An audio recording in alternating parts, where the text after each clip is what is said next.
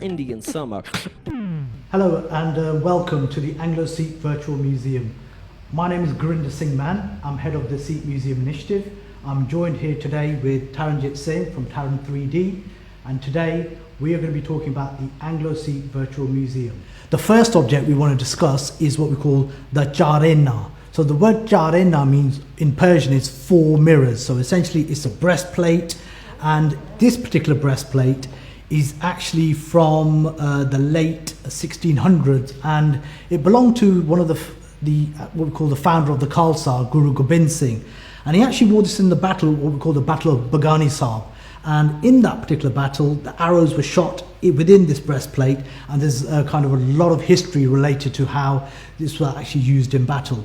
But the interesting thing also is that the actual workmanship actually also centers on the words of the Sikh scriptures being employed on this particular Charena itself as well. So it's actually verses from the Sikh scriptures, and it actually just kind of shows you how there's a merging of the worshipping and also how words of the Sikh scriptures can actually be kind of orientated in material objects as well. So we're going to move on to the next object now. We're going to look into the Kohinoor diamond. So for most people who are aware, the Kohinoor diamond was considered like to be one of the most expensive diamonds in the world in the early 1800 period. And it actually had moved hands, should we say, or was appropriated by different powers from time to time, whether it be originally from India, then the Afghans taking it, and then eventually Maharaja Ranjit Singh appropriating the actual Kohinoor diamond from Shah Shuja, who was from Afghanistan.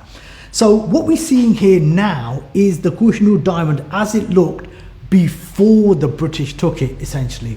So it's got like the three parts to the diamond, and also what we have is actually have the actual the amulet here as well. The amulet actually does exist and is actually in the royal collection here in the UK. The actual diamonds, as some people may or may not know, were actually recut. And then what took place was the diamond was actually demonstrated in the Great Exhibition of 1851. Then after that, eventually the diamond has actually now been kind of cut, or redeveloped several times, and now actually is in the Queen Mother's crown, which is at the Tower of London. So it just shows you how different kind of histories there is connected to the Kohinoor diamond. And in this day and age, there's always calls by various people from India and Pakistan saying, we would like this diamond back. And, that kind of narrative and that discussion keeps taking place on a yearly basis. Okay, so we're going to talk about some objects now related to Sophia Dalip Singh. So who was Sophia Dalip Singh? So we know about the suffragette movement in the UK. And Sophia Dalip Singh was the granddaughter of Maharaja Ranjit Singh.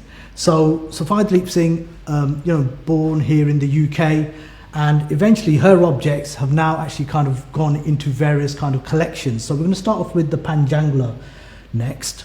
So that's an actual orientation of jewellery, which is actually worn by women actually. And if you look at the great workmanship here on the actual object itself as well, you can see the kind of detail which was actually created in the Lahore Darbar or Lahore court. So just to kind of give a bit of provenance to this as well, Sophia Dalip Singh's grandmother, so to speak, Maharani Jindan Kaur, who was the wife of Maharaja Ranjit Singh, it was her jewellery which had been passed down to Maharaja Dalip Singh, then from Dalip Singh to passing it down to Sophia Dalip Singh. So these are all come down from the Lahore court, as we just mentioned about the richness of the objects which were created during Maharaja Ranjit Singh. So this is one of the objects, like I said, which is in a private collection. And we're going to move on to the earrings now. I think it would be a great choice as well. These are actually what we call a pair of gold pendants, essentially. So we've got the petals there at the bottom as well. And, whilst they would be very, very small in size, it just shows you that what we can do with this kind of technology. We're now going to move on to the Patiala sword, basically. So it's interesting, as we've been kind of digitizing these objects, and as we've been actually kind of working with various museums, we've actually learned a lot about history as well. Well, how does these objects come to the UK as well? And in this particular case, we've got what we call a Kandar pistol. So let me just explain what a Kandar is. Kandar is referred to as a double-edged sword. And then connected with this object is we have a small percussion pistol here as well. And this is very, very, I would say this is more ceremonial, so it would not have been used in battle. And it actually belonged to one of the Maharajas of the Patiala state. And interestingly, this was gifted after the 1850s, and some of the Maharajas were in alliance with the British during that time as well. So this was actually a gift, technically. But let me just explain in detail the history as well. So the Maharajas of Patiala, Jind and Nabha had actually sent some of these items over for an exhibition in Paris. And interestingly, a new museum was being set up in Nottingham called the Castle Museum. So they actually went, with the help of what we call, which is the V&A Museum now, to actually visit Paris, and they actually bought these items from that exhibition. And generally, not many people have seen these items because of the fact that the museum have not put these on display. So we were able to go there, digitize this object, and actually show it in its own glory for the first time, essentially. When you actually pick up this sword and you swing it around, it creates a swishing noise because there's actually balls within this area here, which gives it another effect. Something very, very unusual, but very, very ceremonial in that particular sense. So this particular sword will be on display when the Castle Museum, which is redesigning its museum, is actually going to go live. Okay, so now we're going to switch to, the coin. Yeah, that'd be great, Taran, thanks very much. So essentially, during the mid-1800s, when I talked earlier on about the Anglo Sikh War, so the Sikhs empire fought with the British East India Company. And these objects were actually, well, it's not an object as such, it's an actual medal with a clasp, and was actually given to British soldiers when they'd actually finished one of their campaigns. So this particular object has the image of Queen Victoria on it, and the idea is it mentions the army of the Sutlej. So the actual Anglo-Sikh wars were referred to, or the first Anglo-Sikh war was called the Sutlej War, basically. But the interesting part is this aspect here. Whilst it mentions Sobral, which was one of the battles, 1846, it's these relics here. So this kind of puts in perspective the idea of the British East India Company defeating the Sikhs, but as we talked about earlier on, they then took over the Tosha Khana, the treasury of the Sikhs, and it's not better depicted than what the British actually depicted on their own medals as well, which kind of puts things in perspective. Okay, so what we're going to do now is we're going to look at a helmet, actually. So it's what we call a Sikh helmet, and this is actually in the Royal Armouries at the moment. So we've been working with the Royal Armouries in Leeds, and this particular helmet, again, we think it's from the Lahore period as well, but if we look at the detail related to this as well, it's absolutely phenomenal. And it's got the chain mail which drops down on this particular object as well. And the interesting thing about these objects is that whilst we look at the Sikhs and the turbans, for instance, the idea was to actually kind of create that environment where the actual hair, which is normally tied up at the top, is given some kind of area to actually kind of rest on as well, if that makes sense. So these were actually designed actually for Sikhs and not for any other warriors, due to the way that Sikhs wear their hair, and they actually have it in a top knot, if that's how we can describe it. Okay, so what we're doing now is we're going to actually demonstrate what the Sikh objects are like in a virtual reality environment. So Taran here is actually now got a virtual reality headset on, and he can actually see the environment with various objects in it. But firstly, we're starting off with this cannon here, again from the Lahore period. And the interesting thing is, it's almost like you can touch it, you can almost like feel it, and actually get to grips with what the cannon could actually look like. Maybe in another iteration, we may look into how we can actually fire a cannon as well. So, we are working on different ways we can actually use this in a 3D environment. So moving on from the cannon, we've actually got next to it what we call a Khalsa or Sikh Empire Standard. So this was one of the army flags which was actually employed during the Anglo-Sikh Wars, and was one of the flags, or a number of flags, which were found on the battlefields of the Anglo-Sikh Wars and brought over to the UK. So the Governor General in charge, Lord Dalhousie, he'd actually procured minimum of 10 of these in his own collection, and many of these were actually sold in auctions and now cover various private collections all across the world, essentially. So this is one of those battle standards which was used like in the wars, for instance. But again, what Taran is showing is like with our technology, we can actually pick up the standard and actually move it around as well. So just giving it that kind of, that great immersive experience, which sometimes you can't get when you have these objects. And I know for a fact that most museums would never let you even handle some of these objects in this way. So we move on next to the actual Lahore shield there. So this is one of the objects that we looked at on the actual touchscreen, but now again, what Taran is actually doing now is actually you can pick up the actual shield as well.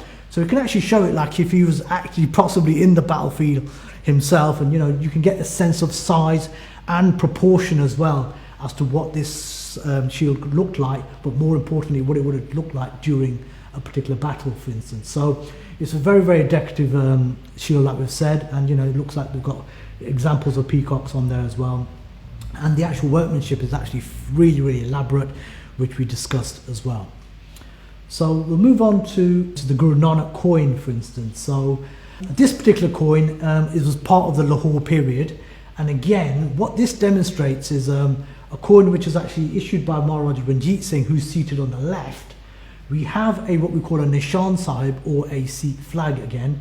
And on the right-hand side, we actually have the founder of the Sikh faith, Guru Nanak, on the right-hand side. So it was almost like Ranjit Singh was paying homage to the founder of the Sikh faith. And the actual text which is on there is actually not in Punjabi, it was actually in Persian, actually, because Persian was considered a courtly language, not just across India, but also within Punjab as well. So it was actually used widely during that time. So that was actually kind of given at a specific wedding. So there is only a handful of these around as well.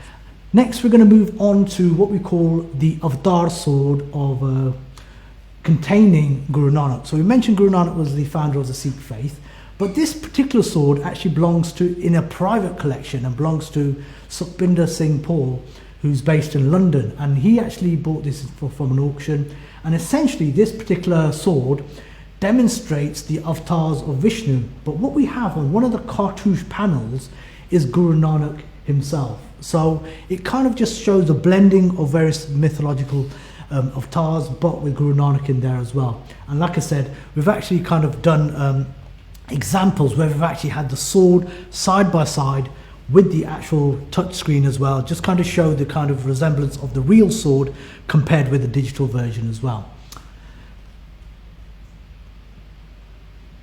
Next, we'll move on to the Patiala sword again, just to kind of demonstrate how that actually looks in a 3D environment. So like I said, what would actually take place is when that actual sword was actually moving around, due to the balls which are actually located on the right hand side, it would actually produce a swooshing kind of feature.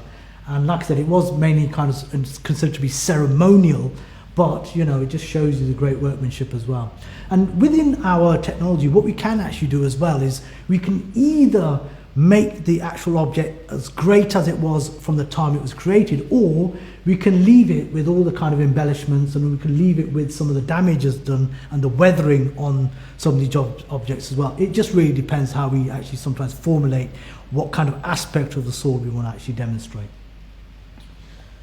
And then moving on, we're going to actually look at another set of swords actually. So these are two types of swords which are actually possibly used by the Sikhs, but also used by generally various armies as well within India. And so what this sword is called is, we've got the Talwar sword, for instance, and the Sikhs predominantly did use that in many of their battles, for instance. So it is very common, like we talked earlier on about the Kandar for being a very prominent Sikh-related sword, but the Talwar was also prominent as well.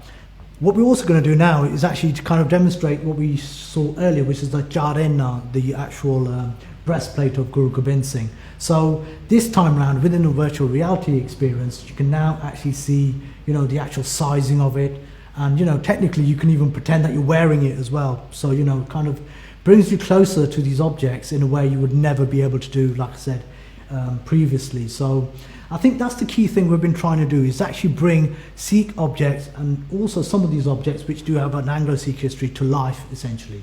And as part of our roadshows and as part of our showcases, not just here in the UK, this object was first actually demonstrated in New York and San Francisco back in 2016. And it just kind of showed us what the way forward would be in terms of actually digitizing these objects for the masses and making sure that, you know, people know a little bit more about the history and the great heritage that we have. So that's what Taran's actually demonstrated now, and what we're going to do now is just kind of recap basically what we've demonstrated today. And I think it's the key thing, just as part of an Indian summer festival, is that you know, it's not just the people who are watching the festival, but people around the world as well, who get to get an insight of where these objects came from. So like we said earlier, many of these came from the Punjab, which is in India, but for those who don't know, Punjab was actually split into two as part of partition. So many of these objects actually come from the Pakistan side of the Sikh Empire. And then once these objects came to the UK, they were kind of proliferated all across in various different museums and private collections. And the Sikhmuseum Initiative, in conjunction with Taran 3D, is now working on digitising objects. And we'd also like to say a great thank you to the Heritage Lottery Fund who's funded this project, and to actually say thanks very much for an Indian summer. Thank you.